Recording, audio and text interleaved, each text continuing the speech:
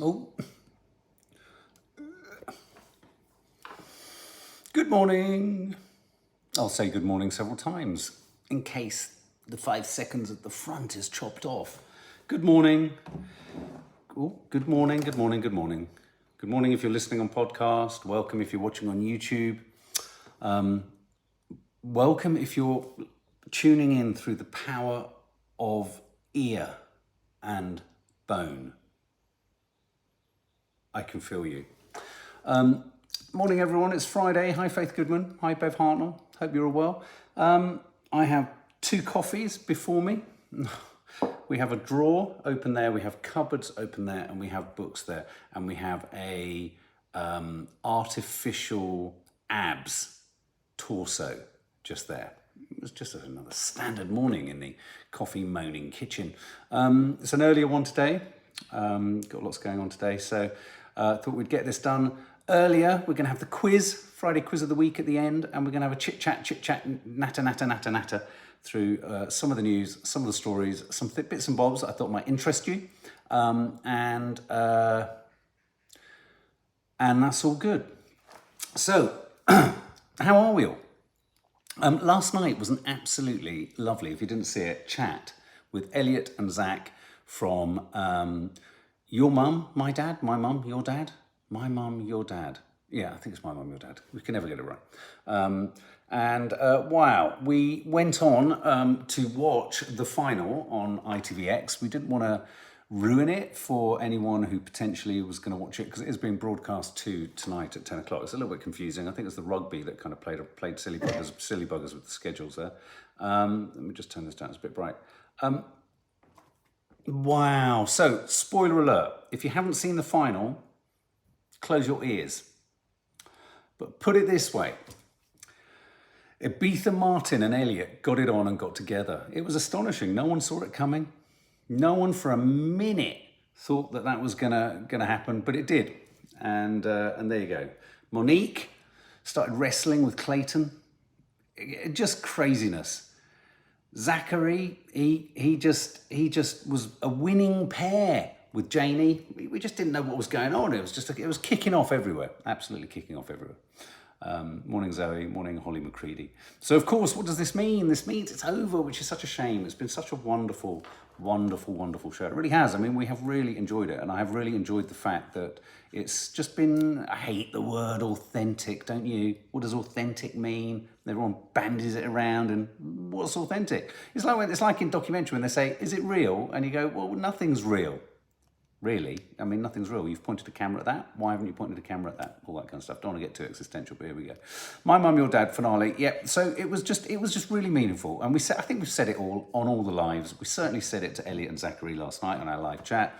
It was just life affirming. It was wonderful to see intergenerational chat, respect, care, love, emotional intelligence, and no one afraid to dig deep and go within. Even Ibiza Martin. I think he went within. I mean, I don't think he necessarily found what he was looking for, but even him and his son, I felt kind of connected over certain stuff, over certain things. And and the fact I think even that Ibiza Martin felt a little bit nervous and shamefaced about what his son had seen, it was possibly a good thing. I haven't got a pen here, but happy birthday to Lindsay. Happy birthday, Lindsay. And a happy birthday, I think, to Hazel. Saying it now just in case we forget, because it sometimes becomes a bit of a helter-skelter towards the end. You know when you used to come down the helter-skelters on those kind of sacks, in those kind of Hessian sacks that would leave you all kind of blistered and horrible. So happy birthday, Lindsay. And a happy birthday, I believe, is it a 6-year-old Hazel here? She may need to close her ears for the rest of this conversation. So what do we do? What do we do that my mum, your dad your mum, my dad is over? We pivot, I guess, towards Married at First Sight. We're also going to be watching The Bear. Has anyone been watching The Bear? And also, for any fans of The Woman in the Wall, we are going to be reviewing both episodes 5 and 6 off the back of watching the final episode. We thought we'd do a big final pull-together review, reaction, and assessment of the show. So there we go. That's going to be happening on Sunday evening. And it's a pre-recorded No Name Sunday show this weekend too. So there you go. I feel like there's something else happening this weekend. What is that? Oh, well, of course, there's the Curly Cooks and all that kind of stuff. Lindsay, it's made your day. Well, happy birthday. The Bear is fantastic. A beautiful piece of television. Not only a beautiful piece of television, but from the first season, some of the best shot food, not only I've seen in a drama, but I've seen in any kind of food show too. They've really taken time. Chin Chin, first one down the hatch. Here we go. Oh, and that's the hazelnut one. That's a great one. That's a cracker. That's a nut. That's just a coffee nut. That just gets your taste buds going. It gets all your haunches flicking. I don't know what haunches flicking looks like, but boy, mine are doing it right now. So yeah, happy birthday, Lindsay. Happy birthday, Hazel. Okay, Rishi Sunak. I think he's had some hazelnut coffee, don't you? He's obviously gone on a break. He's had an away day. He's headed off to I don't know where, Chequers, somewhere, in his tight trousers. And he's gone away and he's thought, you know what? It's looking pretty damn like a shit show, this next election. Ain't going to get nowhere, ain't going to do nothing. Fuck it. I'm just going to say what I want. And what do I want? I want to slow down the net zero targets. I want to delay the conversion to electric cars. And I'll tell you what I also want to do. I want everyone to bloody do maths until they're 18. That's what I want to do. I want to become the most popular man in the country. If there's one thing you want to do to make sure that you are the least popular man in the country, it is even float the thought. Oh yeah, there was a good home time vlog last night. Even float the thought that it's compulsory to do maths till you're 18. Now here's the thing. If you don't get your maths GCSE, maths is compulsory until you get it. And then, of course, if you come out of the system still not having got it, you haven't got it. So it's all well and good saying maths until you're 18. He wants to introduce a baccalaureate. It's such a great word, isn't it? Baccalaureate. It makes me think of tobacco. Makes me think of Bacchus, the god of wine. So there's sort of orgies in there too, which is kind of a strange invocation. So there's the baccalaureate is this kind of European idea that it's a kind of A-level standard, but you do more subjects. But if you put the word maths in there, suddenly an orgy suddenly sounds really unexciting, doesn't it? With maths in there, it's like, oh God, unless you're counting people. So maths until 18. It's all well and good saying this, but if you can't get kids past the GCSE, and most of them are doing it until they're 18 anyway, because they're staying in education, isn't this a damp squib? Isn't this like a chocolate robin? What is a chocolate robin? Don't know where that came from. Sue Wood, quick hello. I'm not feeling that good as, my cancer has spread. Can everyone send Sue Wood an enormous, enormous hug? I'm sorry to hear that, sweetheart. I'm really sorry to hear that. Stuart G, you'll feel the love, Sue. I'm so sorry. Take it easy, and hopefully we can distract and entertain with something as strange as MeTube says, science orgies. Sorry if we've taken you to the wrong place. Sending you big love, big love. So this is the story that Rishi Sunak has. He literally has gone away and he's had a think, and apparently friends of his have said he wants to make an impact. Well, bloody hell. He's read the room, hasn't he? The proposals that he's thinking of, this baccalaureate, which again, I love the word. I can't tire of the word, baccalaureate. Everyone in Ireland does maths till we're 18. We've survived. But no, I understand that. But what I'm saying is that if you don't get your GCSE, you end up doing maths until you're 18 anyway. So it's kind of, it's a bit of a limp biscuit. Maybe that's what I was looking for when I said chocolate robin. You can see the connection. Look, a Tory source says, look, this is funny. This is a friend of Rishi said he came back from the summer with a series of things he wanted to move on. He'd obviously had a really sort of a good think. He'd had a sort of soul searching episode. He'd maybe had a hazelnut coffee. Who knows? Hang on. And apparently he came in, he walked through the office door and he said, A-level reform is a critical part of what went on my holiday. And I want everyone to do maths. And everyone went, oh my God, we've lost the election. So there we go. So we talked about the net zero thing. I think he's having some radical ideas. I get what he's saying. I mean, let's not forget, people are homing in on maths. He's also talking about English. I'm sure he's talking about English. He's talking about literacy and he's talking about numeracy. And I think we should also be looking at creativity as something that's always pursued until older age. I do worry if we get to a point where we are merely digital data being produced to produce digital data in order to produce money for the economy, then really that's not life, is it? Let's face it. So what do you think, guys? Let's do a poll. Are you pleased? I started a poll and then I closed the poll. Should we study maths till 18? Yes or no? Simple question. Simple answer. Can't get that poll wrong. Oh no, I've put banana. That's a bit weird, isn't it? What do you think, guys? Couldn't do maths. I can't pop your comments on screen on this. It's not StreamYard. Couldn't do maths as have fragile X, but now add and subtract most I can do now, which is a huge step for me. That's good. Sarah Withington, I think it's so stressful to force maths. A lot of people just not good at it. On a more serious note, hi Jill Taylor, sending you lots of love. Love our quiet subs. When you talk to youngsters, I think a lot of kids who feel they have to do maths, less about if you're doing A-levels now and suddenly you're told you have to do maths. I think if you go into GCSEs knowing you're going to have to do maths, even if you... I think where this is troublesome is, say you work hard, you get your maths, you scrape through, you hated every second of it, you get what you needed for your GCSE, and then you're told you've got to do it for another 2 years. I think your mental health of your students is going to hit another low. That's my thought. It's not about whether it's necessarily needed. It's about how the information is imparted. Wow, the hazelnut number is really tickling a nice little moment there in the corner. I don't know what moment it is. Not enough maths teachers, says Faith Goodman. It's all well and good, do maths. Where the fuck's a maths teacher? Who wants to be a maths teacher? You just get board rubbers thrown at you, except there are no boards, but kids are bored. Work that one out. Anyway, I'm still sticking with Bacchus, the god of wine, the baccalaureate. Okay, well, that's Rishi. Rishi on a dishy. On a serious note, Russell Brand is obviously bubbling away. I mean, this time last week, we were about to hit the Russell Brand firestorm, weren't we? Where are you at? Let's have a look. What's the poll on the maths? Should we study maths till 18? 29%, 28% say yes, 72%. I wish we could leave more than one poll up so that we could just build the numbers on the poll. But anyway, we're going to say no, and that means we're not. The majority of you don't want to do maths. I just want to ask this.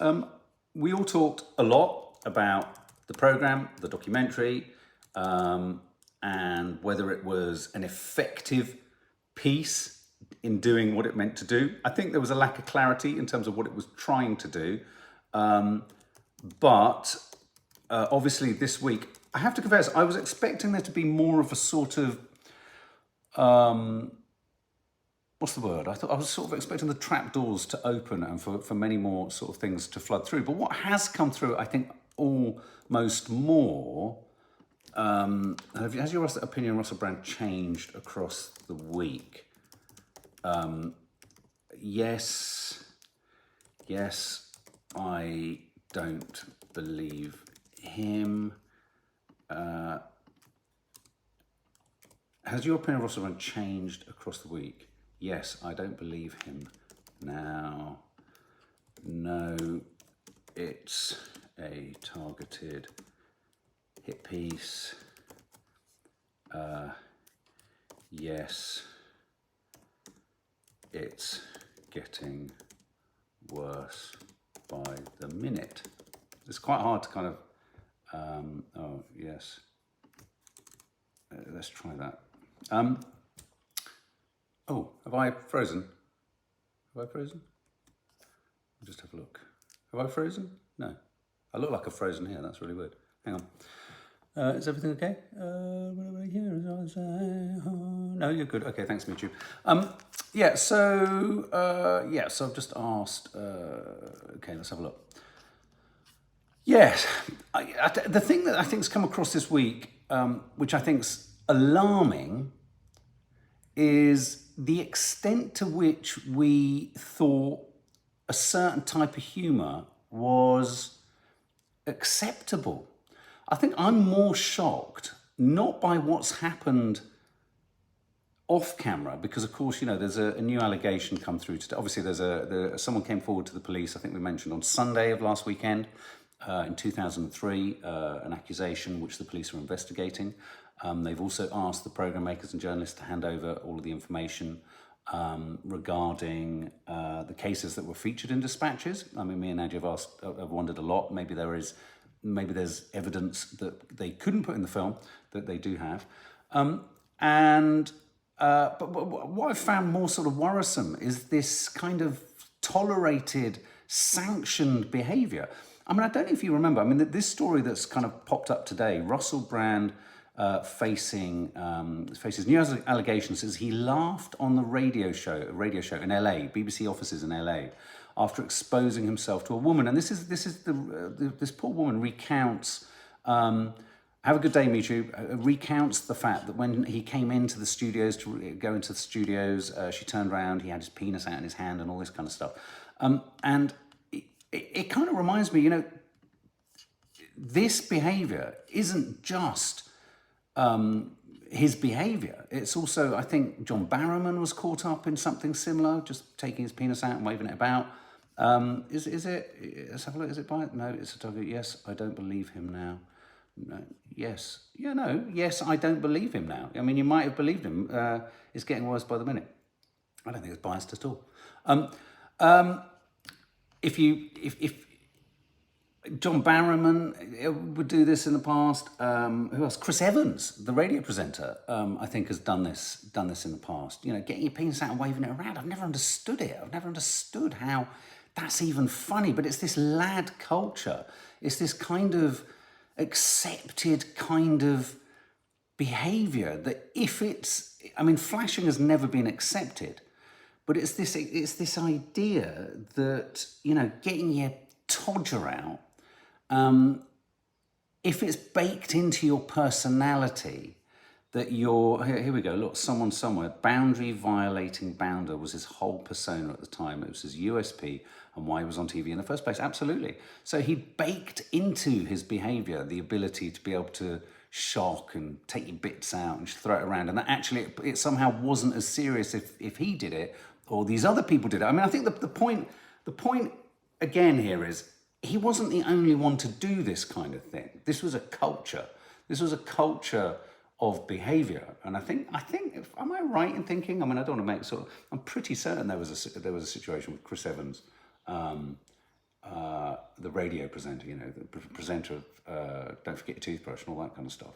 It was a different time back around 2006 when Russell was at his height. I don't think we would be laughing at his jokes like we were then nowadays. And you wonder whether it was just. I just thinking about how the sort of culture wars against woke and all this kind of stuff.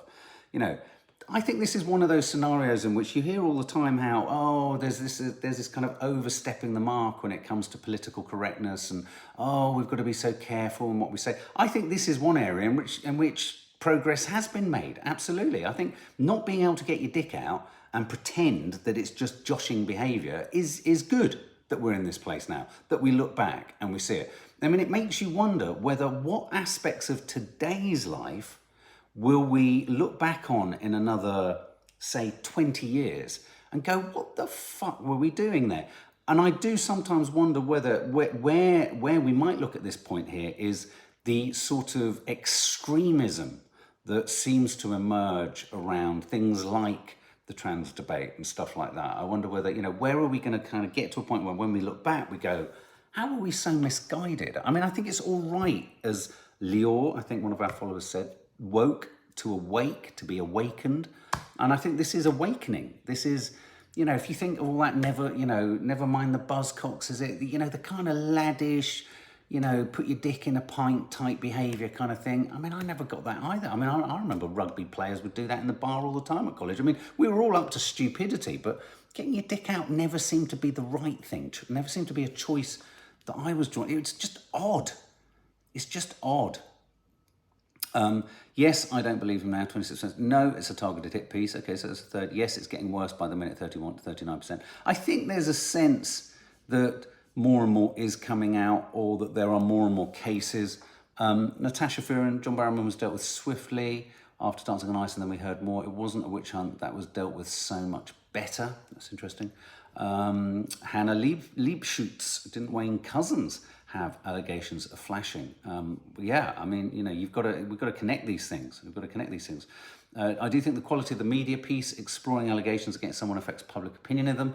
I've watched documentaries which have caused me to immediately believe the accusers.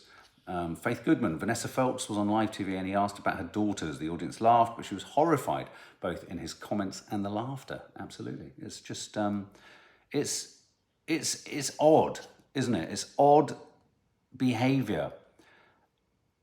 I mean, I suppose what you could argue, and I think I think a lot of people are arguing, and I think this is where this story is going to go, is the extent to which his persona was, if not a sort of conscious cover for his peccadillos and his interests and his behavior, but perhaps, got out of hand or became more and more of a caricature so that he could pursue more and more kind of edgy humor. I mean, I think it's really telling that his, the roasting, you go on a comedy roasting, you're going on a comedy roasting to be roasted by everyone. And it's telling that the one series he did with, was it Catherine Ryan? The idea that her comments were cut from the show is telling. So I think obviously the story's going to roll. We still haven't heard anything from him. Still nothing on his various social media outputs. Let's have a look. What was that? Natalie. What does Natalie say? Natasha, sorry. Did Natasha say something? Have I missed something? The unforeseen, the word Eurotrash era. That's a good point. Oh, Natasha Fearon's comment on John Barrowman. Amfran, hi. How are you, Amfran? I believed it from the moment it came out, but I've since also personally heard stories from people who had worked with him, and I'm now utterly convinced. Right. Yeah. Okay. I mean, yeah, there are lots of stories swirling around.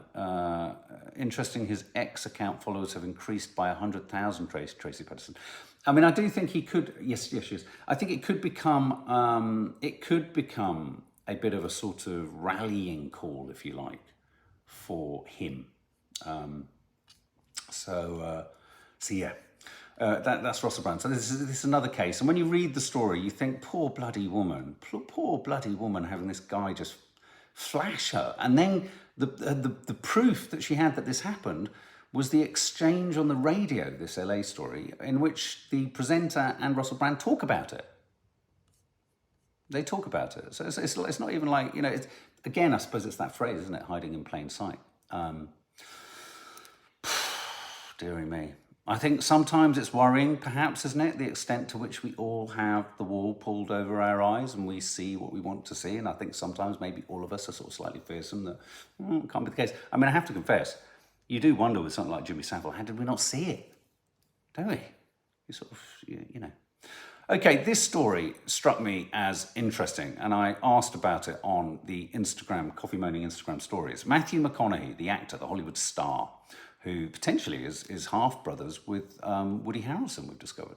This is a story in which, in a podcast, his wife, Camilla Alves McConaughey, talks about how Matthew McConaughey's mother would essentially test her. And what she means by what does she mean by testing? I mean, we can all have testing relationships with I love that word, testing relationships with our mother-in-laws.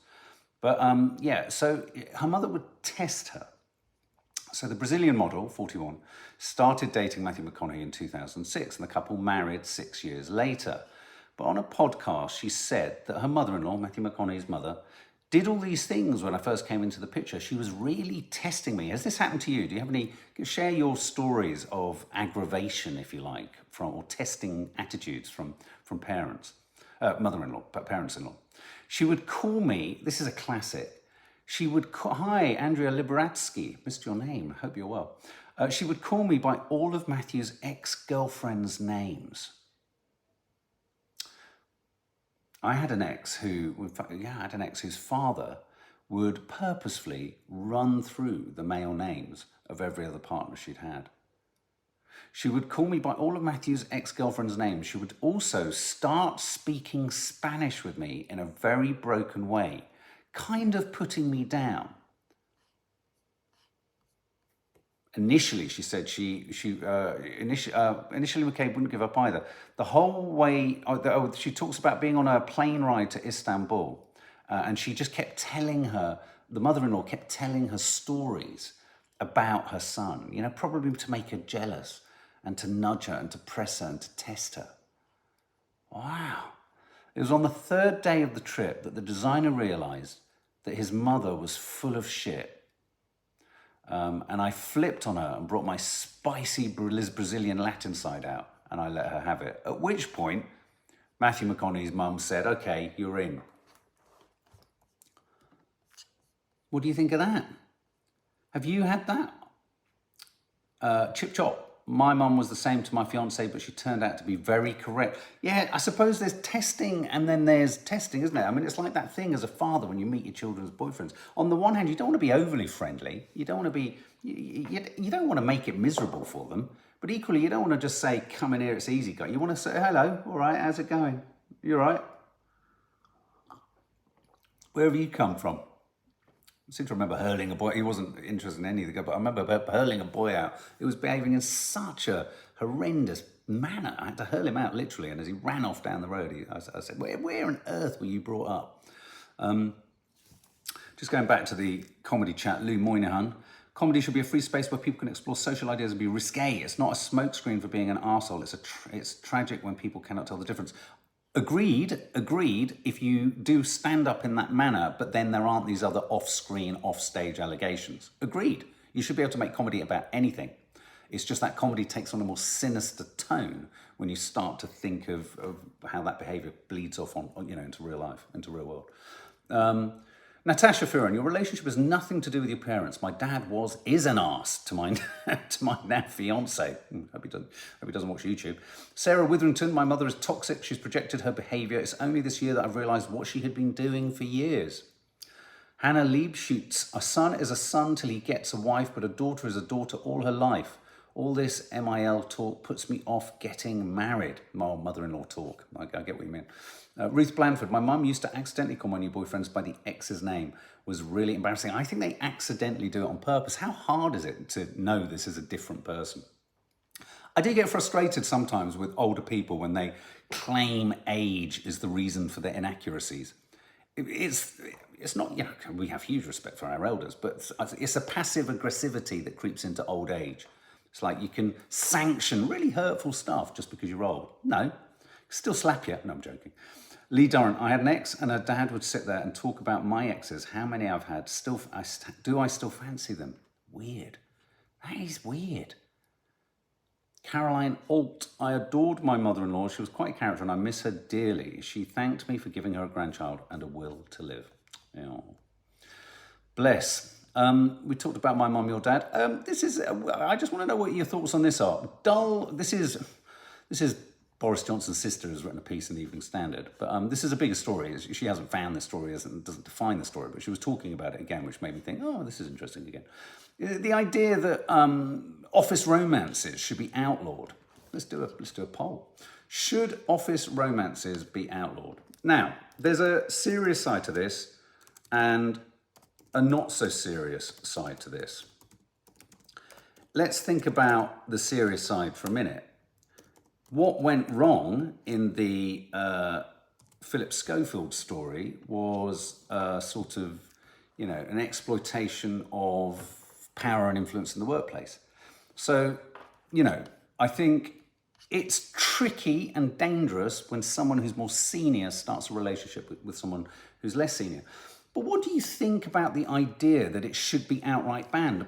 I don't know what I feel about this. I don't know how you can straitjacket human emotions so sort of strictly, because in a sense, often office romances are illicit. I mean, for example, a huge number of office romances are between people who are already in other relationships. So the compulsion to keep it quiet isn't just one about work, it's one about life.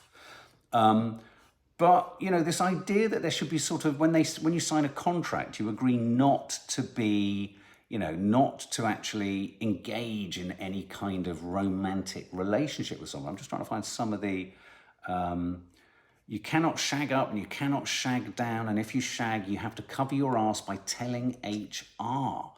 What do you think of that? Let's have a look. She had a good example of what you would have to do. Basically, sorry, just bear with me 1 sec. No, I can't find it. Oh, here we go. Yeah. Here are some of the new rules. If you're a boss, be prompt to leave the office party. Don't engage with junior employees on social media. Make sure your online past is without stain. These are some of the things that are creeping into HR, human resources and contracts and what have you. Assume every email and WhatsApp you send is discoverable. Be punctual, polite, and presentable, and basically bring your best self to work every day. I mean, in presenter contracts and actor contracts and things like that, where front of camera stuff, there's often clauses which are about not bringing the broadcaster into disrepute or the program into disrepute, not using social media. For example, if you're a journalist, you can't use social media to express your personal political beliefs if, say, you work for the BBC and things like that, because it shows that you can't be impartial and all that kind of stuff. But what do you think? I mean, I think if you remove the capacity for office romances, aren't you going to remove potentially like 50% of the ways in which people meet? So many people meet through offices and work. Laura Lou, how could you get rid of office romances? Many happy families started at the office. Chip chop. Sometimes it's a great way to know someone's true personality. It's normally the other way around. Very hard situation from both sides. Depends on the age of the people, says Hannah Liebschutz. Involved in their positions. Yeah, I mean, taking advantage of your position. Yeah, common sense. I mean, again, isn't this mollycoddling? I mean, I think if you're the CEO of a company and you start having an affair with the receptionist, even in that scenario, aren't you being quite patronising to the receptionist to say that she's age difference, different matter, but in terms of hierarchy, what do you think? I don't believe so, Tez. Happens randomly everywhere as long as everybody is being respectful. Joni, hi Joni. My ex-mum-in-law, when her son cheated on me, told him, well, you don't poo on your own doorstep, condoning his behaviour, really. I find that a really annoying comment, actually, don't poo on your own doorstep, when it's said in that sort of raised eyebrow sort of way. It's like, as long as you poo somewhere else, it's fine. Ellie Denning, my dad hasn't liked any of my exes, didn't listen to his advice, but unfortunately he was right all along and wish I had listened. Well, I guess you're back referencing the father-in-law, mum-in-law tests, initiation ceremonies. Maybe we should just have sort of initiation ceremonies maybe for new children-in-law. Okay, well, yeah, I think, let's have a look. What's the poll say? Should office romances be outlawed? 28% say yes, 72% say no. I think that's pretty clear. My name's Trump. Let's have a chat about Biden. People were going at me because my brain is a strange little sieve and I say strange stuff, but at least I don't repeat things incessantly every 20 seconds. This is the story, just quickly. Biden, should Biden go? It's a simple question. This isn't politically motivated at all. Get Kamala up there, get someone else in there. Biden repeats same story twice, almost word for word, within minutes, sparking concern online. People are saying it's not kind to be drawing attention to what he's doing. I think it's not kind putting him in a position where he clearly can't deal with what's in front of him. I think if there's any unkindness to be had here, it's him being put in this position, not people quite understandably and justifiably worrying that the most powerful role in the world is in control and isn't aware. Doesn't mean he can't function in other areas, but if there are these giveaway signs that he's unaware, he's just told the same story 20 seconds ago, it can't be good for diplomatic relations, what have you. Shell, this is elder abuse in my opinion, please clarify, do you mean it's elder abuse pulling him up on it, or is it elder abuse him being allowed to go on stage? Because I think there's two ways of looking at this, and they both have some validity. Because I think there is a desire and a compulsion to pull old people down quickly, swiftly, marginalise them, caricature them, dismiss them, where very simple, straightforward mistakes are made courtesy or due to old age. But being allowed to thanks, Shell. But also, I think it is elder abuse, rolling someone out, and it feels like there's disorientation there. I think it's unfair on him, his family, his legacy. His legacy, I think, in many regards, needs to be protected. And I think someone somewhere has to say, look, matey flip, I think you shouldn't run for the next presidency. And I actually think if someone else does run, Donald Trump could be given a run for his money. Donald Trump has actually I've discovered I might have a running mate who's a woman. Donald Trump could have a woman for a vice president, even though people think she's having an affair with one of my team. It's not true. I've never seen them on the golf course, not at all. Biden. Lazy Biden, sleepy Biden. See what I mean? He's giving ammunition to Trumpy boy. As long as it's not Trump. Yeah, well, there we go. Okay, well, that's Biden again. He repeated the same story about the Virginia riots. Okay, let's have a let's have a look. Shall we pull up the quiz? I've got 10 minutes. Let's pull up the quiz. But just quickly, just to let you know, there's a new tool that's been developed that may let humans talk to plants. So talking to plants could become a thing. Early experiments with tobacco show that plants' natural defenses can be activated. So basically, rolling a rollie and having a cigarette with your plants around you, you could end up having a chat with them. Seriously, the science. And also, just quickly, Rupert Murdoch obviously has relinquished the reins of his empire. Could we be looking at a real-life succession? I think we could be. Okay, quiz of the week. Let's do it, guys. Quiz of the week. Let's go. It's quiz time. For those of you who are listening, you can take part. You can shout out the answers if you wish, if you're driving around. If you are only here for the news and for all the jibber jabber that's been going on, then head off, and we'll see you tomorrow for the Saturday papers. I wonder what the papers will have in store for us all. It was a big weekend last weekend, wasn't it? Okay, never thought I'd see the day regarding Rupert Murdoch. He's 92. I mean, you know, when you've seen Succession without ruining it, you begin to wonder, is that all going on in the background? Okay, question one. Let's crack on. Question one in the quiz of the week. A Zoom call with Nicole Kidman. Dinner with Better Call Saul star Bob Odenkirk. An apron signed by the cast of the cult hit The Bear. Were among some of the things put up for auction by actors to help production crew members affected by the Hollywood strike. But which of the following wasn't up for grabs? Which of these could you not win? A, a portrait of your dog painted by Oscar winner John Lithgow. B, a song written and sung for you by the cast of Bob's Burgers. Or C, a table tennis match with chat show host Stephen Colbert. Which of those could you not win? Which of those could you not win? A, B, or C? Let me just do this just quickly. Anyone else breaking up? Breaking up? In what way? I think the picture's good. Let's have a look. What are you all saying? You're all saying B, B, B, B, B, B. None of those. No, the one that you couldn't win was a table tennis match with chat show Stephen Colbert. Question 2. More than 1 in 10 people in Japan is aged 80 or over. The country has the world's oldest population. Italy's population is the second oldest, measured by the proportion of people over 65. Which is the third oldest population in the world? China, A, Finland, B, or South Korea, C? Which of those countries is the third oldest in terms of population?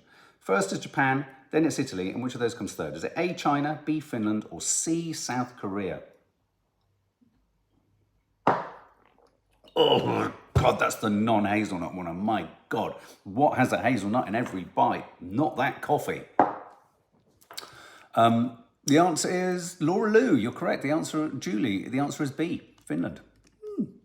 Question 3. Law graduate Sabrina Bassoon hit the news after her self-shot videos of energetic dance routines on London's Underground garnered millions of likes for her on TikTok. But to what song did the Tube Girl record her first video?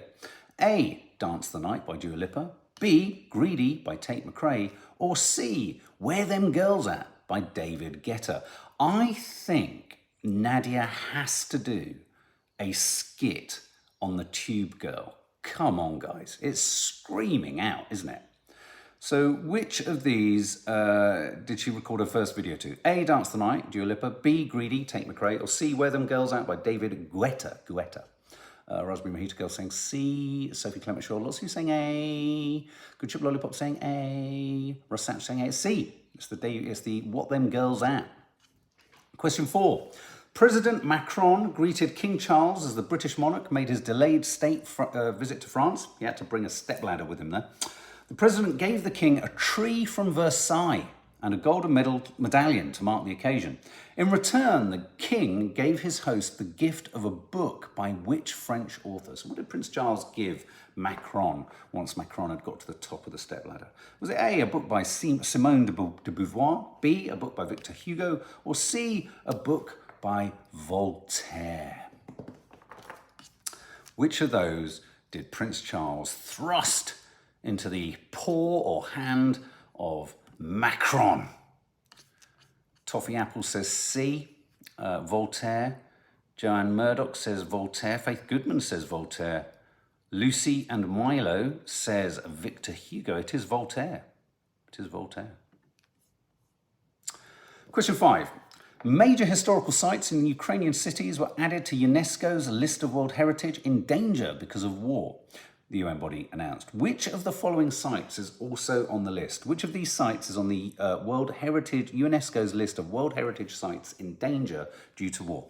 A, the Everglades in National Park, USA. B, Great Barrier Reef, Australia. Or C, Venice, Italy. Which of those is on the UNESCO list of World Heritage in danger because of the war with Russia, the UN body announced? Which of the following sites is also on the list? Oh no, just on the UNESCO list of World Heritage in danger. Was it A, Everglades, B, Great Barrier Reef, or C, Venice? Hannah Leibfitz says C. Lots of you saying Venice, Venice, Venice. It should be. It should be, Sarah Fox and Ross Ouch. But Julie and Sean Tucker are correct. It's the Everglades. Question 6, and then we'll check in with you quickly and see where you're at. A very rare, almost complete dinosaur skeleton is to be sold at auction in Paris next month, named Barry. To what kind of dinosaur did it belong? Bactrosaurus, A, Camptosaurus, B, or Tyrannosaurus rex, C.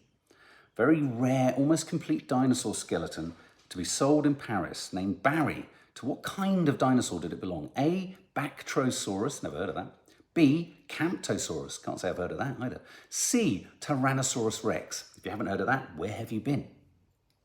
Lucy Milo says A, Bactrosaurus. Sophie Clemenshaw says A. Raspberry Mojito Girl says Camptosaurus. It's Camptosaurus. Who's got 6? Anyone got 6 as we enter the last question? As we enter the last gasp saloon to go into Friday with a sense of either a skip in our step or just with a lot of flatulence. Raspberry Hooter Girl's got 3, Hannah 3, Christine Bet 1. It's not looking good, is it? Faith 1, wow. Amfran none. Julie 3. Oh, lots of you 1. 3 is looking like the top score. Joni 2, not looking good. Sean Tucker 4, that's the highest I've seen. Jill Dyke, it's not looking good, is it? Okay, guys, I don't think anyone's going to be going to the top of the class today. Okay, final question. Let's try and get some of you to 5 then. A photo of a huge plasma arc. What's Natty been up to? Next to the Andromeda Galaxy won this year's prestigious Astronomy Photographer of the Year prize. Meanwhile, 2 14-year-old boys from China were named Young Astronomy Photographer of the Year. Of what celestial feature did they take their photo? So the winners of the Astronomy Photographer of the Year prize, what did they take a photo of? Was it A, the Fenrir or Wolf Nebula? Is it B, the moon passing in front of Mars? Or C, was it the Running Chicken Nebula? Some cracking names up there, aren't there? Was it A, a photograph of the Fenrir of Wolf Nebula? Was it B, the moon passing in front of Mars? Or was it C, the Running Chicken Nebula? Amfran says C. Amfran, you've gone from 0 to 1. It is the Running Chicken. That is funny, isn't it? A stunning image, but you know when you see an amazing image, an astronomical image, and you go, wow, is that how it looks like? And then it says, this isn't how it looks like. This is millions of photos superimposed over something, and it's basically a reading of the ion pressure, of the magnetism of a fart in Basildon. And then you go, it's not so impressive, is it now? Anyway, okay, well, there you go, guys. That was your coffee moaning. If you haven't, go and check out Home Time last night. If you haven't, go and check out our chat with lovely Elliot and Zachary, 2 of the stars from Your Mum, My Dad. And as I say, it's Curly Cooks Live tomorrow. I think it's got a nice Betty flavour to it tomorrow, Curly Cooks. There will be the Coffee Moaning Saturday papers, and there will be something else landing later today. There'll be a review of a movie called Scrapper. That will be landing, a British indie movie. And Nanny Di is joining me for a review of Past Lives, which is a sort of American-Korean movie by A24. Nice indie film. There aren't any major releases at the moment, but there are some interesting little films at the edges there that are worth looking at. Otherwise, have a lovely Friday, and Joni, I'm coming to meet him.